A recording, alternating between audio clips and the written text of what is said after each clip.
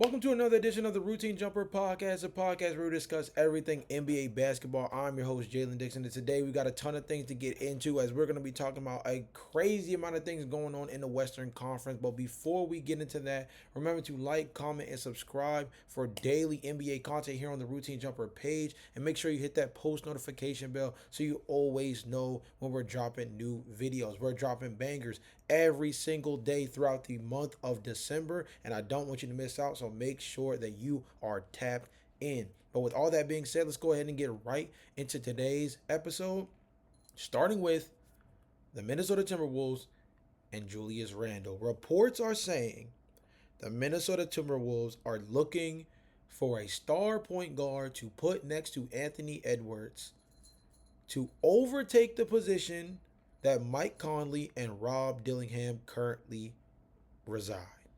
The reality of the matter is they need another perimeter player who can put pressure on the rim, help with facilitating the offense, and be another reliable backcourt mate next to Anthony Edwards in a way that, especially come postseason time, those two, whichever star guard and Anthony Edwards, are able to carry this team beyond where they've hit their head at the last two seasons, which is getting to the Western Conference Finals and falling just short. With that being said, the sacrificial lamb, the guy who's going to have to fall on the sword, the dude who's going to be at the forefront of all those trade conversations, not Rudy Gobert, it is Julius Randle. Have this report here. I used this article from Minnesota Timberwolves on SI. Shout out to those guys over at Sports Illustrated. And we're going to walk through this because I think it's going to be a great telltale to kind of getting a better understanding of why Julius Randle is on the trade block and why the Minnesota Timberwolves will be willing to move off of him to quote unquote upgrade the point guard position, right? So it says Timberwolves forward Julius Randle was frequently included in rumors prior to last year's NBA trade deadline, and it looks like this winter could hold more of the same. A new rumor/report from Brett Siegel of Clutch Points suggests the Wolves could sell high on Randle prior to the February 5th deadline if they have a chance to acquire a different star. There is a growing sense that the Timberwolves will sell high on Julius Randle should the right star become available before February, Siegel wrote. Who would the right star be? Almost certainly a point guard, considering that's the Wolves' most glaring need on their roster. There are a few big name PGs out there who could potentially be on the move. John Morant is one. Per Siegel, Minnesota has explored the possibility of acquiring Morant to pair with Anthony Edwards in their backcourt. He also mentioned LaMelo Ball, Trae Young, and Darius Garland as possibilities for the Timberwolves. If the Wolves were to acquire any of those players, Randle would be the most logical piece involved in the trade in order to make the salaries work since Minnesota is over the first apron. Jaden McDaniels and Rudy Gobert feel more like essential pieces to keep around because of what they provide on the defensive end of the floor, and Gobert might not have as much trade value anyway. Randle, playing the same position as Naz Reid, makes him more expendable on paper. One issue, as Siegel mentions, is that the Wolves don't have any first round picks they can trade outright, which would be problematic with pursuing Morant or another star guard. Such a deal, in theory, has to have Rob Dillingham or Dante DiVincenzo and second round picks in addition to Randle. The reason the Wolves would be selling high on Randle is that he's been playing outstanding basketball through the first quarter of the season. 18 games in, he's averaging 23.4 points, 7.5 rebounds, 5.7 assists, and 1.2 steals per game. Arguably, arguably all-star numbers right now through the beginning portion of the season. Shooting 50, 35, 82, and is making $100 million over the next 3 years. So, lastly, the concluding part of this that I think is pretty important is it says, at the same time, Randle has had some problematic turnovers in recent games, and after shooting 47% from three in the first 6 games, he's at 28% over the last 12. Randle was 2 of 13 against the Thunder on Wednesday.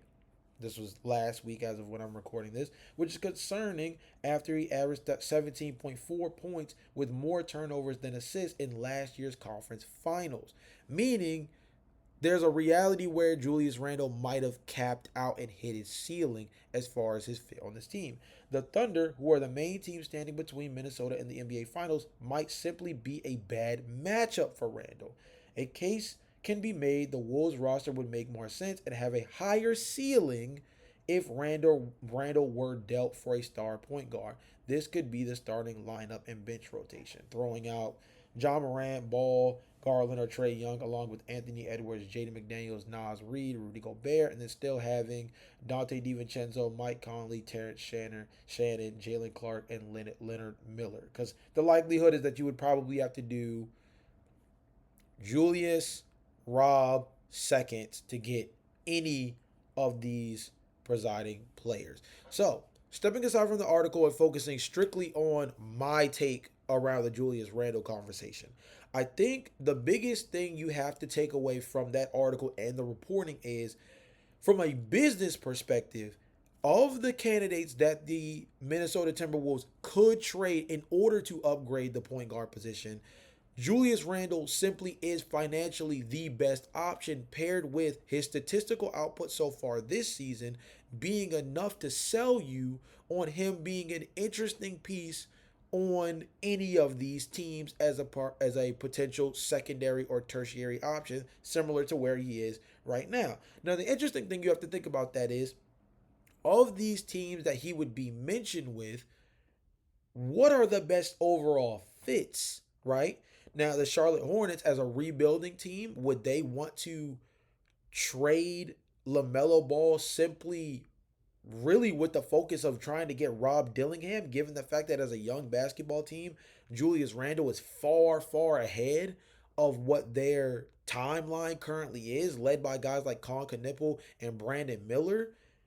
I don't know if the Charlotte Hornets want to do that, knowing there's still another 2 seasons of Julius Randle on their books. It feels very similar to like the Philadelphia 76ers bringing in Tobias Harris, for example, once upon a time, right? It feels like one of those moves where you bring in a guy who doesn't really fit the bill for your team, but the number at least sounds reasonable enough for him, compared with his production, to be somebody that you're like, okay, he could be a good player for our team. He could bring more quality to our team as far as veteran presence. And he could be a guy who you know at least is going to be a reliable player throughout the course of an 82 game season. All things that I think Julius Randle has. And of course, significantly has a leg up on someone like Tobias Harris. But I mean, in the sense of just the archetype, he is this score first wing that comes in, needs the ball in his hands to be the most successful, and more importantly, with his, advanced age, he's not an old guy, but he's definitely much older than some of the players that you would consider for some of these rebuilding teams. Charlotte would be a pretty weird fit if you're talking about making a trade for LaMelo Ball. I think the same thing could be said for the Memphis Grizzlies if you move off of John Morant. Yes, you still have Triple J, and yes, you still have, you have Zach Edey in the middle. You have guys like Cedric Coward, and this team is building, but they're a very youthful team as well. Jalen Wells, excuse me. This team is very young, and honestly, I think moving off of John Morant would not only be more of an indication that they're trying to clearly adapt a different play style that just doesn't suit John Morant moving forward. But I also think it would be a representation of them trying to get even more younger and set a rebuild built around more of a depth based organization rather than one that has 2 or 3 stars like John Morant and Triple J at the forefront of it. So I don't necessarily know if Julius fits there either. Now, with the Atlanta Hawks, that one's a little different because it's very interesting.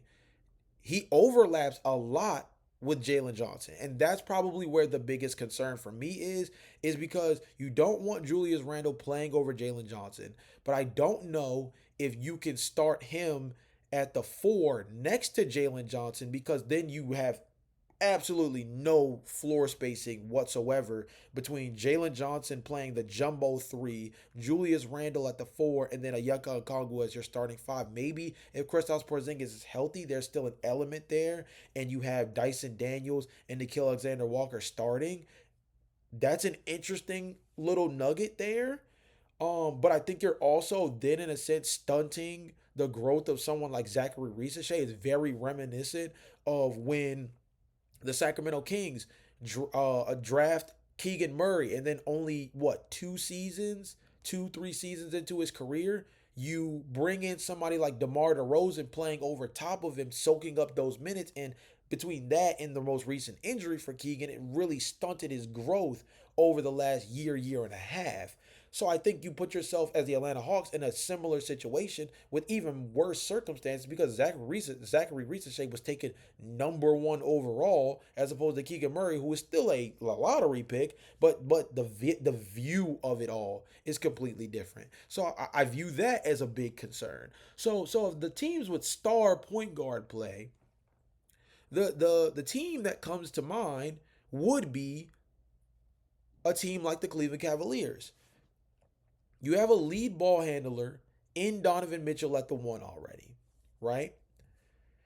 And he's a combo guard essentially. You still have your forward positions with Evan Mobley and Jared Allen solidified, or let's say your front court position for the Cleveland Cavaliers already solidified. So if you move off from Darius Garland, you still are positioned where you have Donovan Mitchell, Evan Mobley, and Jared Allen. That goes without saying because those guys are not going to get aggregated together with a Darius Garland trade simply out of the fact that it would just be way too much money. Now, around that, you still have DeAndre Hunter, Lonzo Ball, Sam Merrill, Jalen Tyson, Craig Porter. Now, this is where things get a little dicey because you're putting a lot of pressure and you're putting a lot of expectation on guys like Lonzo Ball and Sam Merrill to step up because essentially you're going to be asking one or the other, potentially Lonzo Ball, to start at the point guard position. Donovan Mitchell would still be your two. DeAndre Hunter would come off the bench. Julius Randle would be an upgrade at the three-man position. And then, despite the fact that he's not a natural three, that would just be where he fits alongside Evan Mobley, Evan Mobley and Jared Allen in the front court. So, even that, you can make the argument, is a bit of a nasty fit because, again, where does the three-point shooting come from and how much can you rely on Lonzo Ball, particularly, to be healthy over the course of the rest of the season, leading also into the postseason? That's where things get a little tricky because Lonzo, the upside of Lonzo when healthy is a knockdown three-point shooter. We're talking 36, 37, 38% from beyond the arc. A really good ball mover, a very good first, second touch guy as far as getting the ball bounced around in the half court to get the offense really rolling. But that's a lot of pressure to put on him. It's a lot of pressure to put on him as a guy that once upon a time missed 2 whole years of NBA basketball, right? And that also puts a lot more pressure on Donovan Mitchell in the backcourt as a ball handler because he is going to be asked to initiate offense that much more off of the strength that he doesn't have that guy that puts a lot of pressure on the rim from the perimeter there anymore. Julius Randle has fell in love with. I mean, sometimes he still leans on that bully ball play style that helped him get drafted all those years ago, but he has fallen in love with the mid range jump shot, and so now you're asking Donovan Mitchell and hopefully a more aggressive Evan Mobley to be two players that puts a ton of pressure on the rim, and I just don't know if that's enough overall shot creation around D Mitch to really make them a formidable enough offense to make a run in the postseason. The defense, I think, will still be there as long as you have Evan Mobley, Jared Allen. I think a healthy Lonzo Ball does make them still formidable as a defensive team. Offensively, though, you have to have wonders considering the spacing would be really rough because Evan Mobley hasn't come along as a shooter. Jared Allen is not a knockdown shooter. Julius Randle has been wishy-washy as a three-point shooter just this season alone, let alone if you look at his numbers throughout his career.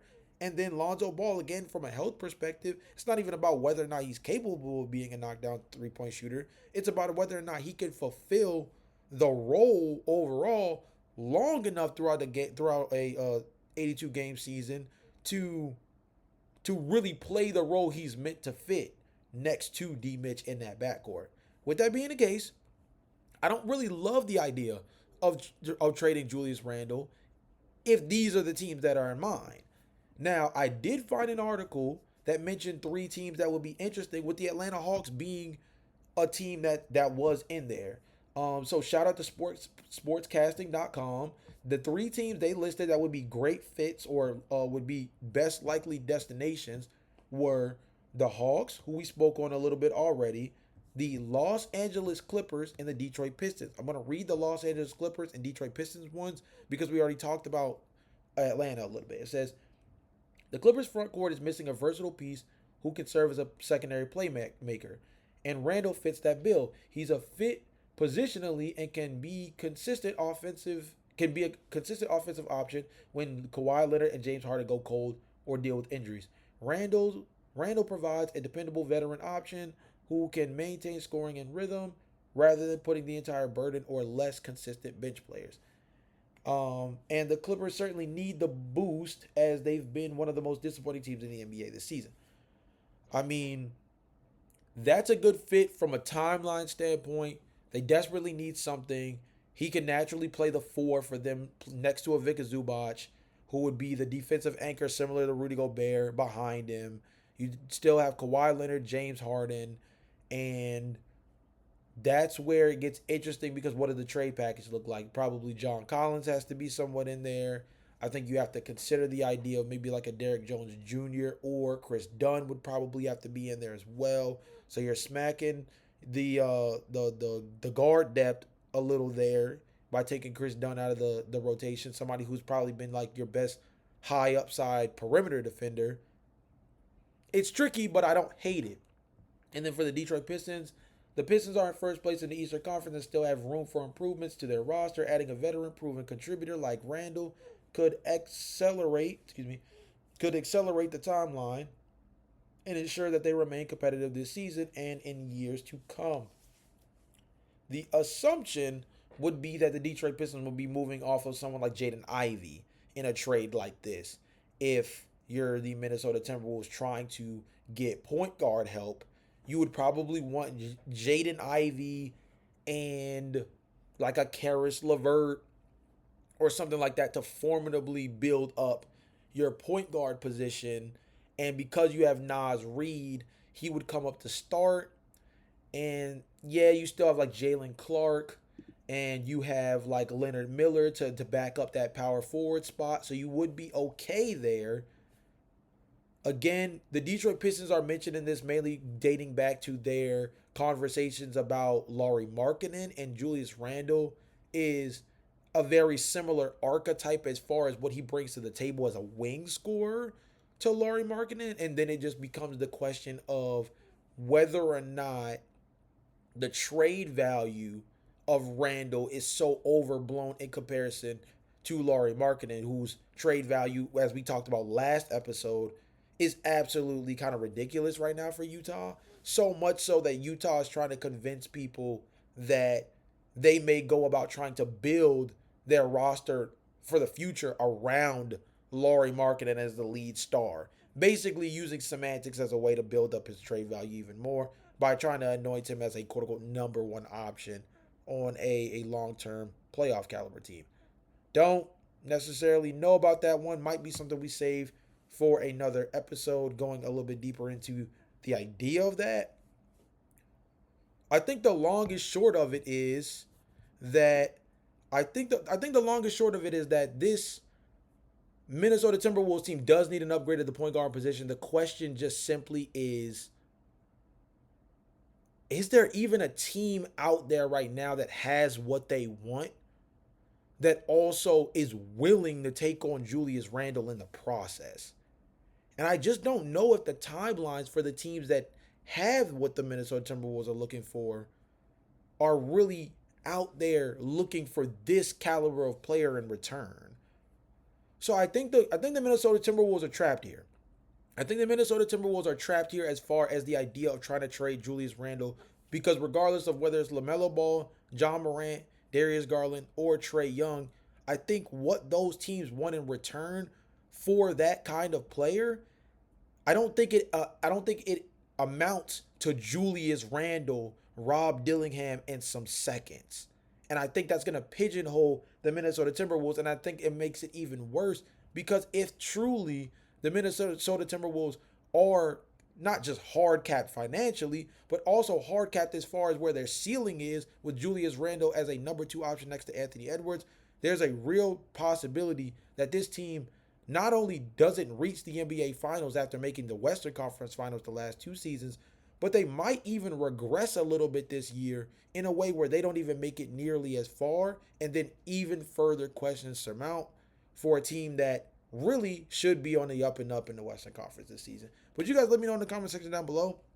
More specifically, where do you think would be a good fit for Julius Randle, and what would the package look like in return, with the hopes that the Minnesota Timberwolves get a premier point guard back as a consolatory prize for moving off of a guy that did help them, these last 2 years, or this last season more specifically, in terms of making noise in the Western Conference. I'm interested to hear what you guys have to say about that. Now, accidentally teased this by pressing the button beforehand, but the next thing that we're going to talk about as far as trades are concerned is Kyrie Irving. We have to talk about the questions around Kyrie Irving and the Dallas Mavericks potentially trading him. And the reality of the situation is that all the reports indicate that Kyrie Irving is practically an untouchable. And I think a lot of that is built out of the fact that he can't even build up his trade value right now. And because he can't build his trade value up dealing with the ACL injury, I don't think there's a clear indication as to what his trade value even is right now if you're the Dallas Mavericks organization.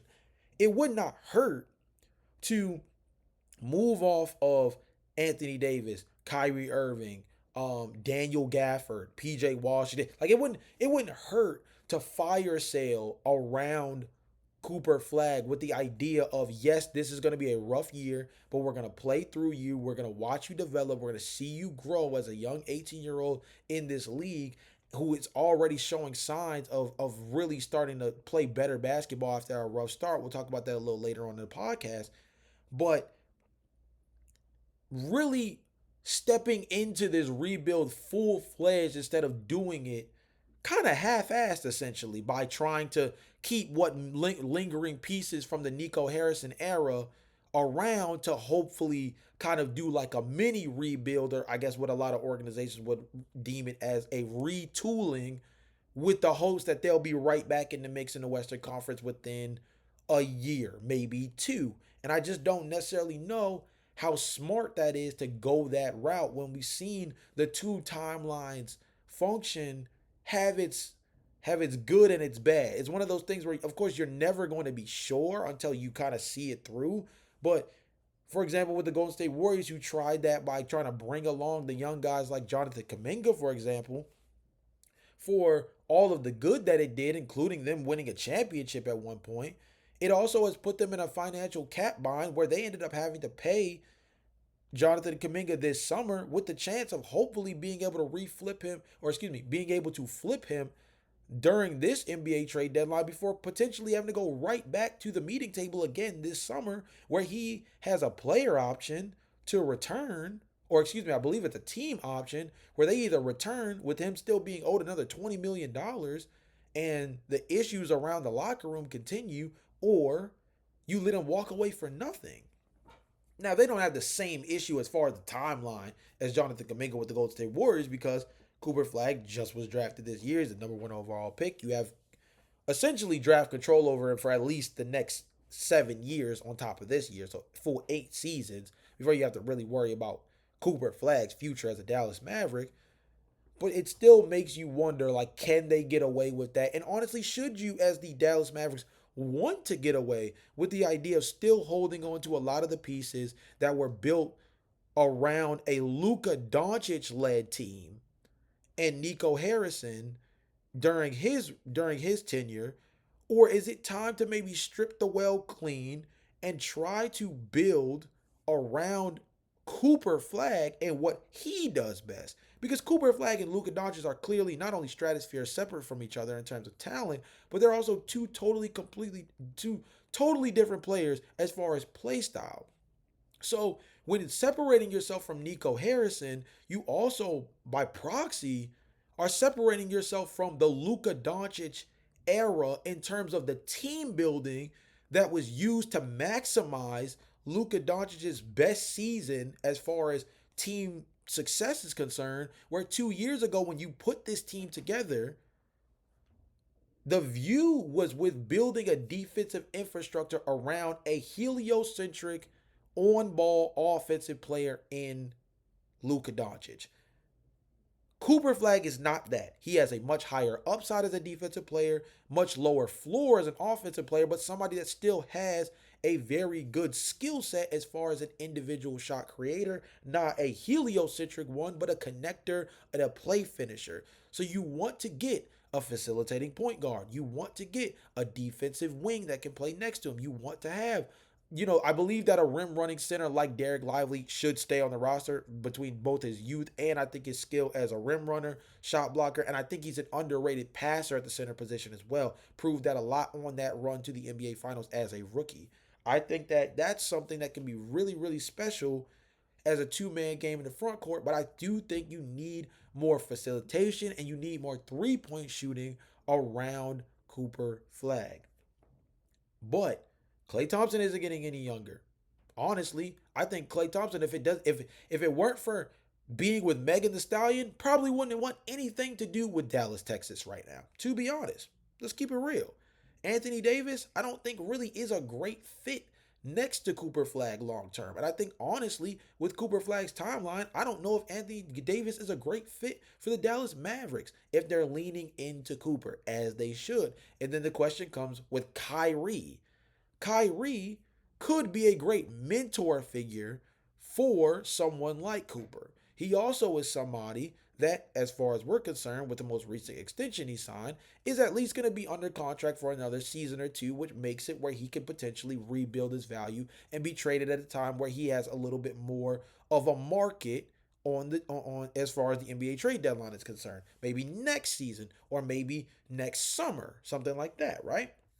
But let's go ahead and read this. It says, according to ESPN's Tim Bontemps, many around the league believe that moving Davis and Irving, accumulating draft capital, and hitting the proverbial reset button would be the best course of action. Moving on from their two stars by the deadline would allow Dallas to potentially duck the tax, reset its timeline, and acquire future picks and players to restock an older roster with youth alongside their rookie sensation.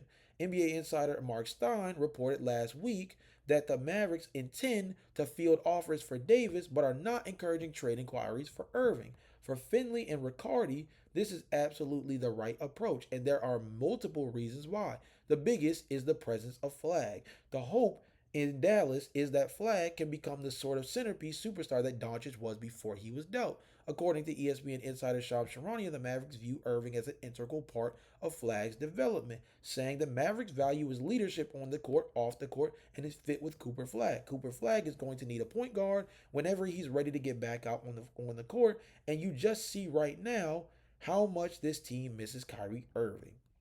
Irving's ongoing recovery is also part of the equation. He's unlikely to return until early 2026 at the earliest, and the NBA trade deadline is February 5th. Dallas won't have much, if any, time to showcase Irving and maximize his trade value. An injured Irving isn't going to bring fair market value. This is the thing, and I think this is a great way to play into it, is that Brian Windhorst said, he's a great player, full stop, but when you consider a player at his age with his injury history, you'd also be trading for the stress of an extension. That was mainly talking about where someone like Anthony Davis is concerned. Why is that important? Because essentially, it's already going to be difficult to trade Anthony Davis. That's clear. You guys should know that just simply based off of anybody who's listened to this podcast knows that I have an absolute disdain against the idea of all of these mock trades that send Anthony Davis to my Chicago Bulls. But I think a team like the Chicago Bulls even being mentioned in an Anthony Davis trade package outside of the fact that he's from Chicago is an indicator that the value that he is going to command on the trade market is not as great as you would hope for a guy who's a former champion, a guy who has all NBA defensive upside when he's healthy, a guy who's a 20-10 guy on offense. for what the value return is, we're talking about a middle of the pack at best Chicago Bulls team essentially making a trade to avoid having to pay Nikola Vucevic. And that's really it. That's more of making a desperation move. Or you have a team like the Golden State Warriors that have been mentioned that are desperately trying to get off of Jonathan Kuminga because of the implications I mentioned earlier about how they could desperately be in a bad situation this upcoming summer if if Jonathan Kuminga is still on the team because they have a team option which would lead them to the situation of having to either decide on picking up said team option or him walking away for nothing again, which was the conversation coming into this past summer, right? So the questions around Kyrie Irving essentially are highlighted by the fact that if Anthony Davis is going to be as difficult to trade as he already is, piling on that you're also dangling out Kyrie Irving might only make things worse. Because the trade packages are only going to get more and more difficult to formulate because you're trying to split them between whether or not you'd rather have Kyrie Irving or have Anthony Davis based on your team's construction. And then you also have to take into account both of them have a really, really bad injury history. Hilariously enough, that same statement from Brian Windhorst, I'll read it again. He's a great player, full stop. But when you consider a player at his age with his injury history, you'd also be trading for the stress of an extension. That could honestly apply to both Irving and Anthony Davis. At least Anthony Davis, is semi-healthy and simply sitting mainly for the fact that they're trying to find a trade partner. Or at least that's what a lot of the assumption is. He is still relatively injured, but they're playing precaution. They're being very precautionary with him because the idea is still to maintain him as a potential trade piece, regardless of what Mark Cuban says about trying to keep him to play winning basketball. Because you have to be realistic. But Kyrie, currently injured with an ACL, that's going to be tough. That's a long-winded way of saying that I believe that Kyrie Irving is not going to be traded. I actually believe that he could be a good fit as that facilitating point guard next to Cooper Flagg. And although he is more of an on-ball scorer first, Irving has shown the ability in multiple situations, whether it's playing next to LeBron James or playing next to Kevin Durant, that he has the upside, the ability. He also did play off-ball next to Jason Tatum and Jaylen Brown in stints when he was in Boston. He has played an off-ball role and has been very good at it. The clear indication is that Kyrie Irving, similar to Anthony Davis, has thrived best in his career as a number 2. Does that mean that Cooper Flagg is ready to be a number 1? No, but could it be good for his early development to have someone like Kyrie Irving next to him as a number 2 option while Cooper learns to be a number 1 in this league?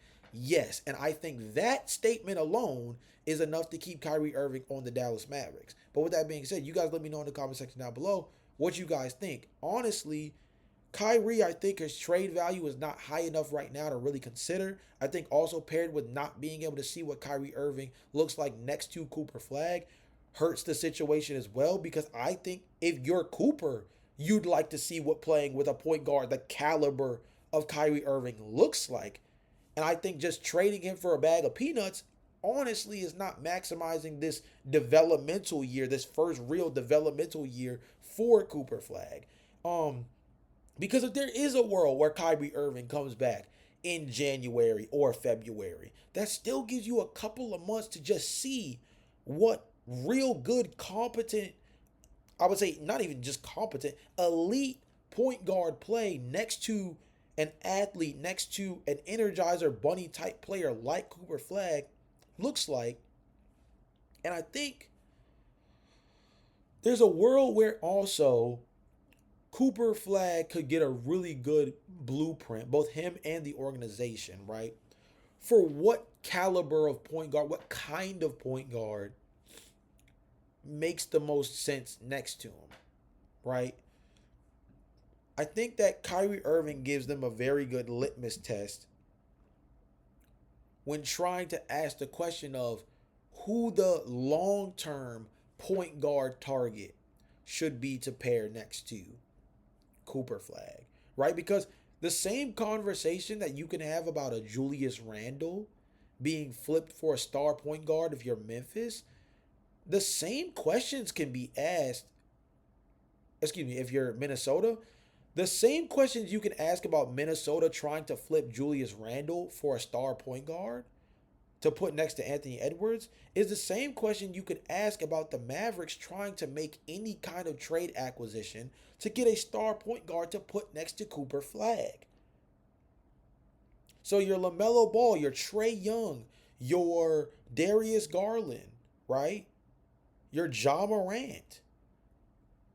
I think Kyrie Irving gives you a great litmus test, a great sample size of what caliber of point guard fits next to Cooper Flagg, so that now when you look at guys like that crop of point guards I listed, which one of those feels like the best potential point guard on the market to attack, both pairing their value and their potential fit next to the franchise player. But again, with that being said, you guys let me know in the comment section down below. What do you think the Dallas Mavericks should do with Kyrie Irving? And I don't mean just this season. Do you think Kyrie Irving will finish out his contract as a Dallas Maverick? Or do you think at some point before the Kyrie Irving contract ends that he will be on a different team in a different uniform, not the Dallas Mavericks? Or do you think that Dallas is going to ride this out with Kyrie and have him be the mentor that some of these reports indicate he could be, and some are indicating in Dallas Mavericks brass he should be for Dallas's superstar in Cooper Flagg? You guys let me know in the comment section down below what you guys think about that. Next up, again, the trade talks are booming, and the Golden State Warriors are at the very center of a lot of it. And the reason for that is centered around the Jonathan Kuminga dilemma. I've mentioned it throughout this podcast, but specifically for this section, it has to be reiterated. Jonathan Kuminga was in a dispute with the Golden State Warriors front office about getting a significant extension to be on the team that would value him as somebody that has long-term equity in the team as a potential starter moving forward, right? This is for a guy who has been in and out of the starting lineup with the Warriors due to his lack of being able to fit their play style and not being able to adapt to the way that Steve Kerr coaches Golden State Warriors basketball. With that being said, Jonathan Kuminga is always going to be at the center of any Golden State Warriors trade. They've been named in trade situations related to Anthony Davis, Lauri Markkanen, DeMar DeRozan. But a player that was mentioned most recently, I think is very interesting, is Brooklyn Nets forward Michael Porter Jr. And see, the interesting thing is, there was always an understanding that Michael Porter Jr. would likely be flipped from the Brooklyn Nets to get more long-term draft capital / potential young players that could help in what would be, a full-blown reset for the Brooklyn Nets. I mean, shoot, they drafted 5 players in the 2025 draft class and took 3 point guards, right? This is a team that clearly is trying to get younger by hook or crook so much, and I'd say by crook so much, that they weren't even willing to extend Cam Thomas, who's arguably their first or second best player on the roster right now in terms of what he brings productivity-wise. Yet they want to keep their books so clean to maybe be in the mix down the line in 2027, or to build draft capital up to be able to really reroute this team. And so there was always the understanding that Michael Porter Jr. would probably be flipped, and the intention would be to try to get a young player and or multiple draft picks that would really help them build up. And for context, Michael Porter Jr. is averaging 24.3 points, 7.4 rebounds, and he's shooting very efficient across the board. And he's doing it on much higher volume than he did with the Denver Nuggets, obviously, given the fact that he was on most nights the 4th option behind Nikola Jokic, Jamal Murray, and even Aaron Gordon to a certain degree, right? And so you get a legitimate, 3-level scorer someone who can be a knockdown 3-point shooter and has also shown real real production on a team that has won a championship. So you don't have to ask yourself whether or not he can fit within the construct of playing on a team with high expectations because he's done that already.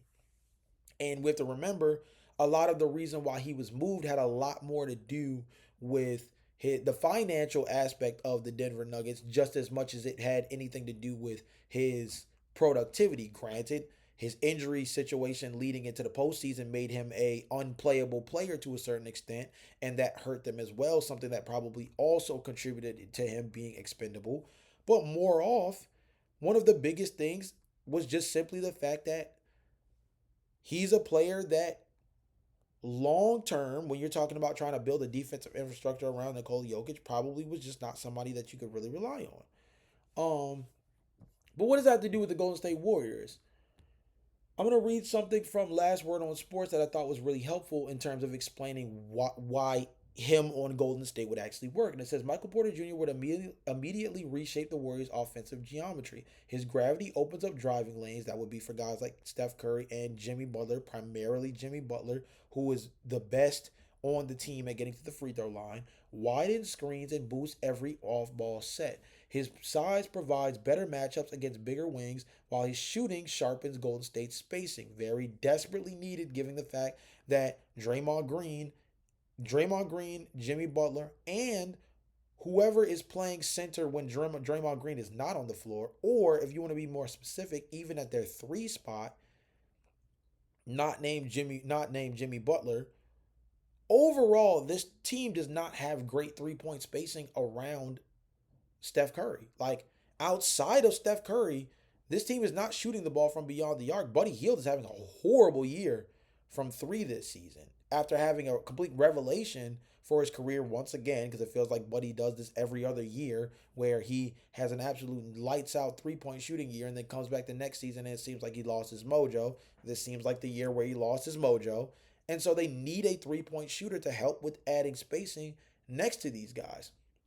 It says Curry benefits from the added movement threat, while Porter Jr. benefits from Curry's gravity. Both can score without heavy dribbling, creating efficient synchronized possessions. I see the Michael Porter Jr. conversation as a potential shift in the Warriors' core identity and admission that they need a dominant scorer beside Curry.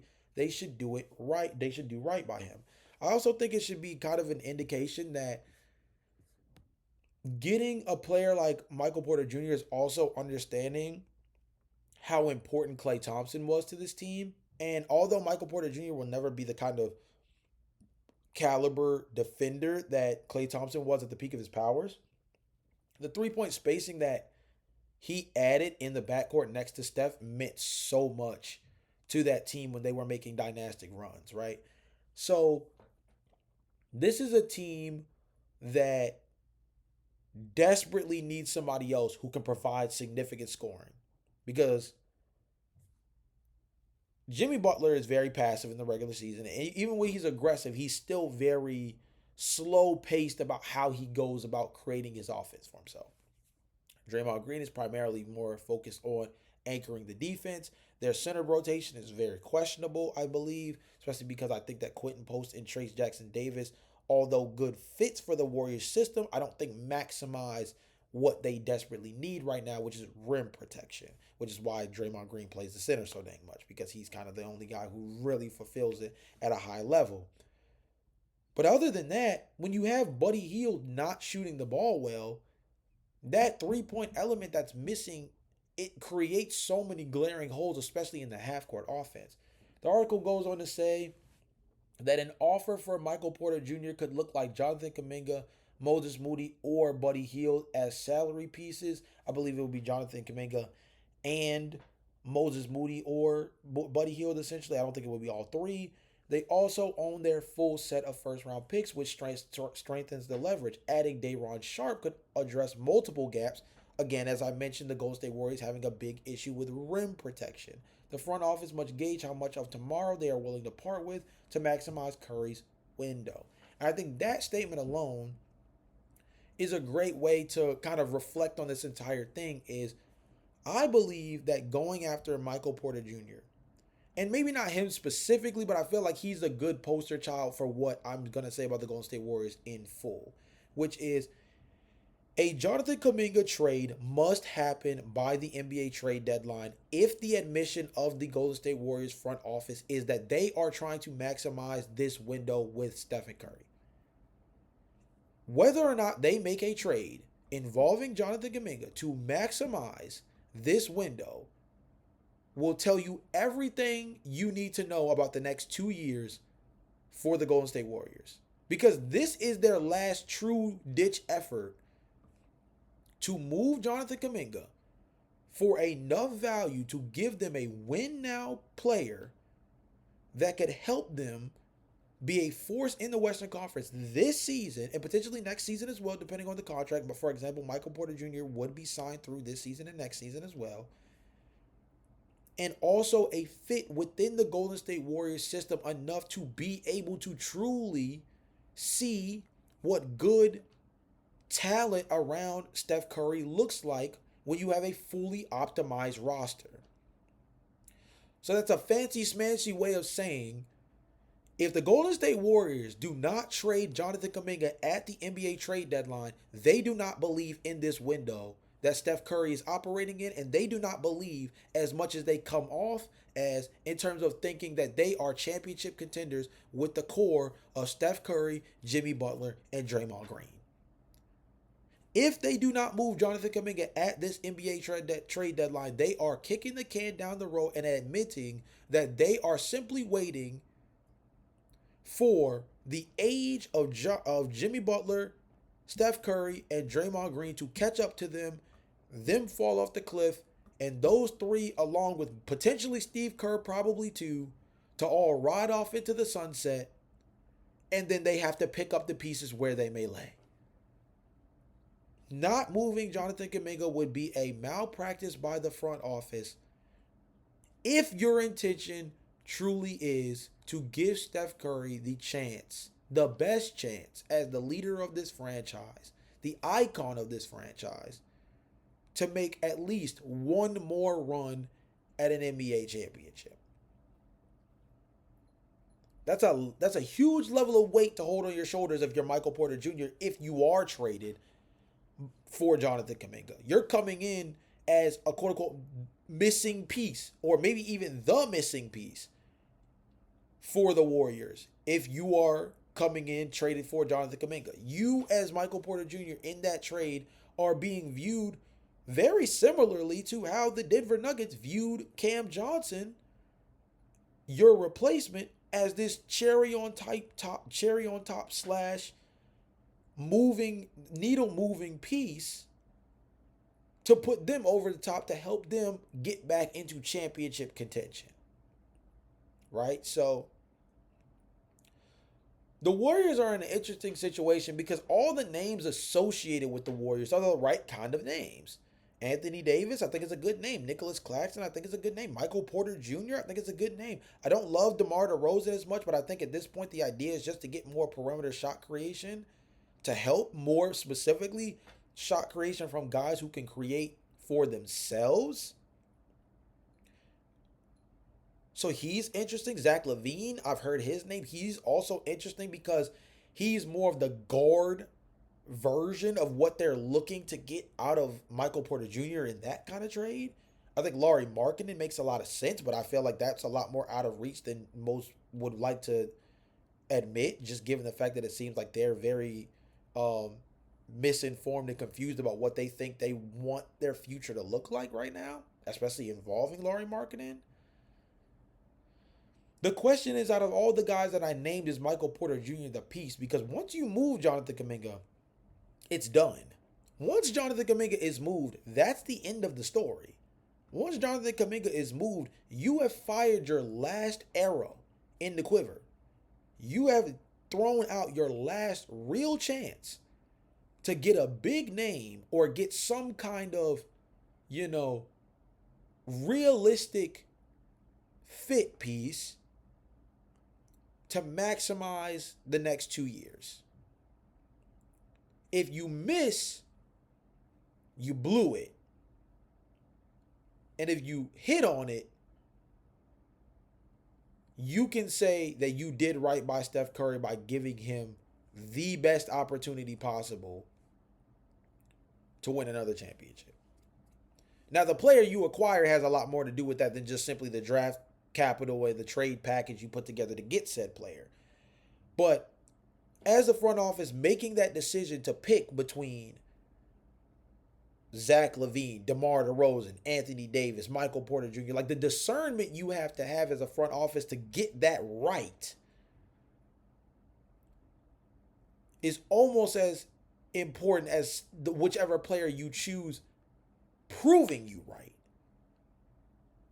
Because your philosophy around who fits best for the timetable and the goal you have is going to be the first domino to fall in terms of setting this Warriors team up to prove that to have been the right decision to begin with. I wonder if Michael Porter Jr. is that decision. Oddly enough, I think I like Anthony Davis for their team a bit more, but I think it goes to the importance of the need for real rim protection, especially in the Western Conference. I mean, it's a Western Conference where you have Nikola Jokic, Victor Wembanyama, Alperen Sengun, Ivica Zubac, right? Chet Holmgren.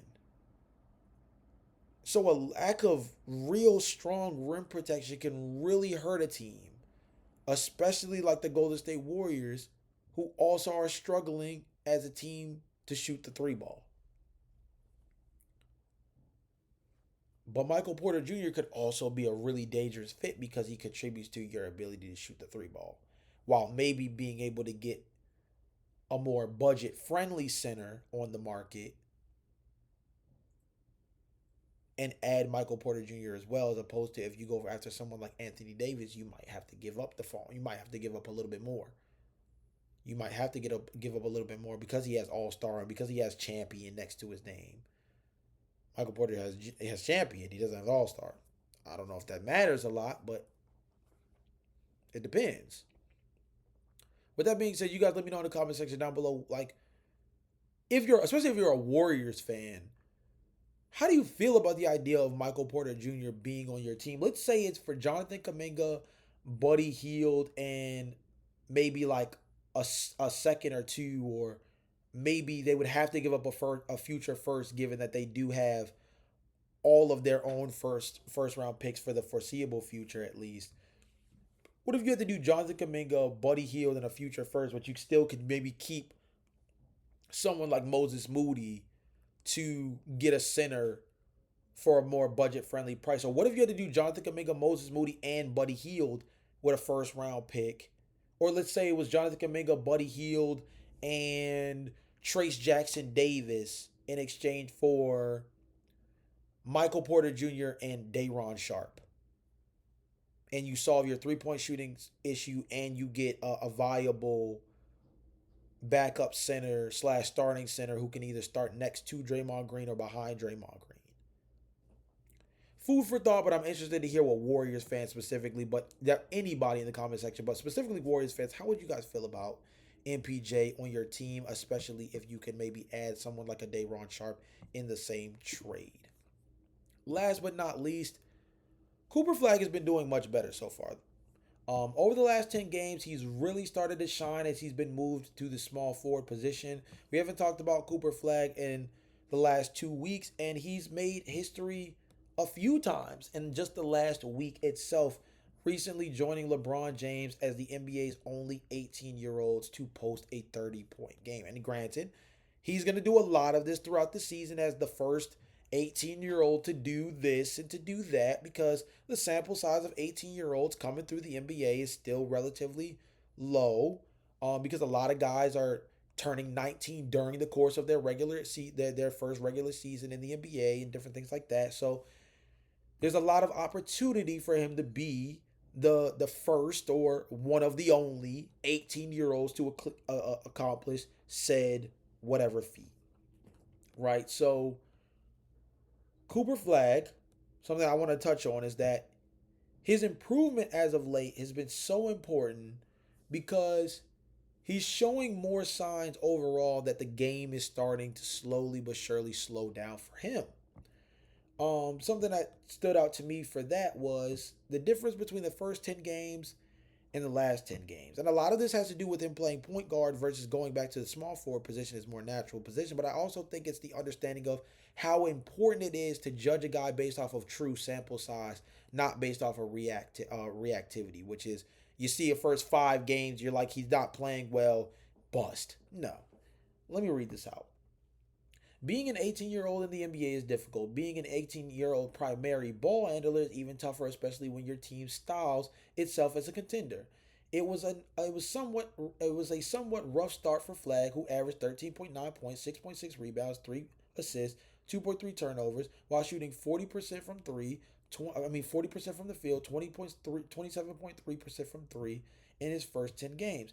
In the 10 games since then, however, Flagg is averaging 19.5 points, 6.5 rebounds, 3.9 assists, 2 turnovers while shooting 51% from the field and 23.7% from deep. Those are still pretty small sample sizes, but a teenager trending up like that after his first taste of NBA action ain't nothing. The fact that Flagg is even in the NBA at this age is an accomplishment. Again, reminding yourselves that he reclassified to play at Duke as a 17-year-old. Remember, he's going to spend basically his entire rookie season as an 18-year-old, something that is very atypical. That usually a lot of 18-year-olds entering the NBA end up turning 19 at some point during their rookie season.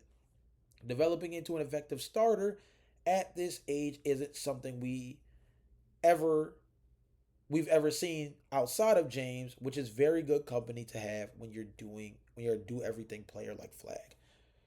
Cooper Flagg, and this is not going to be an entirely long segment because I think, again, this is one of those players, specifically with the kind of expectations he has coming into this season. Cooper Flagg's development is going to be on a every 10 game basis. There's always going to be something new said about how we feel about Cooper Flagg because of the fact that he's someone that as he continues to get the reps, the refinement is gonna start to quickly glow. I think that, anybody could say as you practice over time, you're likely to get better. And of course, in NBA terms, as you play more games, you're likely to understand NBA speed more. You're likely to understand more of what NBA perimeter pressure looks like. You're more likely to understand what NBA defense is, especially playing against like zone, if what that kind of pressure feels like. You understand more how to combat against defenses as an offensive player in terms of finding ways to consistently get to your shot, more consistently get to your spots, the spots you thrive at the most as a scorer. So I think that Cooper Flagg is somebody, again, with the skill set that he came in with this league, again, into the league with, again, do everything player, more of a Swiss Army knife, not really heliocentric, just does it off of effort and plays with a certain level of intention. I think when he goes about scoring or even how he operates on the defensive end, he's somebody who I think still has real rookie of the year upside. I think even with how well Colin Knippel is playing, I think Cedric Coward has been really good so far this season. But I think the reality is that Cooper, especially when you look at what he's able to do as a two-way player, has the kind of upside that I think as he continues to get more reps and as the Dallas Mavericks continue to get healthier over time, again, getting a guy back like Kyrie Irving, for example, Cooper is going to further continue his ploy for why not only is he obviously not a bust, but also why he was deserving of the hype coming into the league as a guy who was going to be like a difference maker. And I say difference maker because I don't think anybody truly pegged him to be like, I don't think anybody truly pegged Cooper Flagg to be like generational necessarily. And I think anybody who really did was being very hyperbolic about how they felt about his game translating to the NBA. I always did think certain things like associating his play style with being very similar to Jason Tatum was always a little bit overblown, and sometimes I would say even felt like a little bit of a lazy comp because they both played wing at Duke. Um, and yes, Cooper Flagg has a very good touch on the ball and things of that nature, but I think one JT was just so much better as an isolation scorer. Cooper is someone who plays a lot more based off of feel and energy, and someone who plays with a little bit more hustle than JT. But JT's skill as a shooter and his skill as an off the ball scorer, and I think also even his skill as especially his skill as an on the ball isolation scorer is just like light years ahead of where Cooper Flagg is. Even if Cooper Flagg is much more refined and polished as an 18-year-old than most 18-year-olds entering the NBA. But I think Cooper, A, he's going to get more rookie of the year buzz just based off of the fact that every single time you have one of these stats where you're one of only one or two guys in a category, especially if your name is matched with LeBron James, right? I think it happened back-to-back games where he became the first 18-year-old in forever to record 10 assists was right before that. Let me double check to make sure I got that right.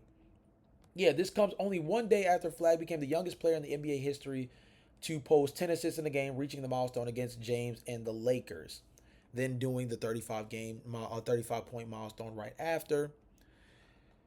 That kind of thing is always going to help push you forward because not only does it put you more in front of the national media, but also breaking record books is a part of your narrative when making your rookie of the year case.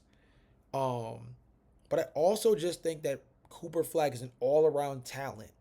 When you compare him to guys like Colin Knipple or Cedric Coward or Ace Bailey or VJ Edgecombe, right? He still, even in the early portions of this season, has shown the most upside as a two-way player of any of those guys.